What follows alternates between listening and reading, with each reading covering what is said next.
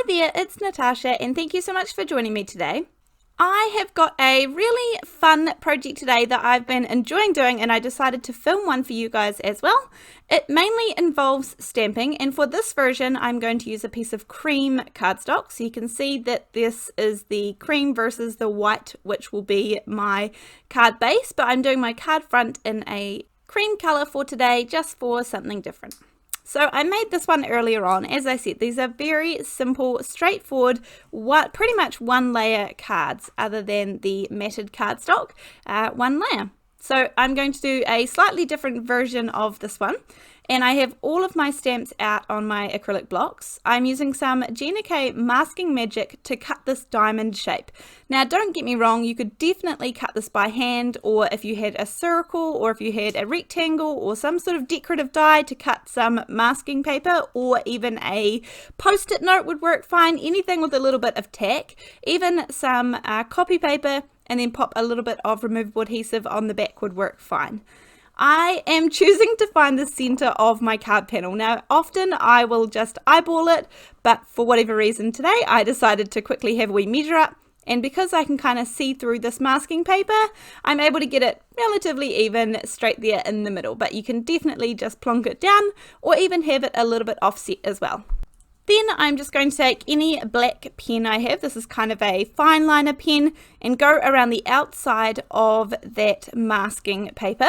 The one thing I really love about the Gina masking paper is that it takes a lot of ink on top of it, and I can reuse this mask over and over again. So that's really important to me, that I'm not going to get any bleeding through. Because that is so disappointing when you work hard on a project and then you lift up your masking paper and the ink has bled through. So I am just going to fill up this entire card front with the stamping of this foliage.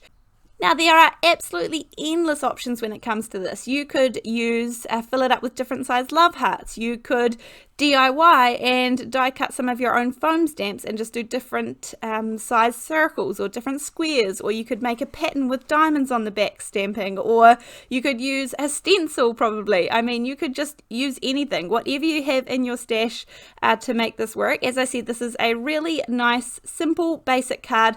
And I'm really enjoying coming back to these kind of techniques at the moment, and I hope that you guys are too. I hope that you are enjoying seeing some of these on my channel. So let me know what you think in the comment section down below.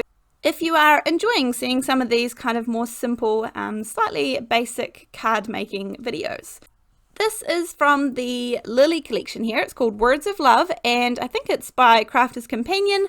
It's a really nice stamp set that covers all different sentiments, and this one is going to fit really nicely in the middle, but have a look through your stash and just see what would fit. You don't have to keep this card one layer. You could even pop in a die cut there in the center.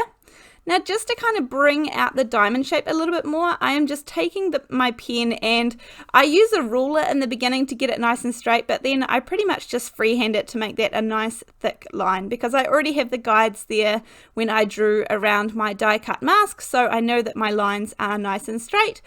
And I really like it being nice and bold. I'm kind of enjoying these sort of black and white, clean cut, clean and simple cards at the moment.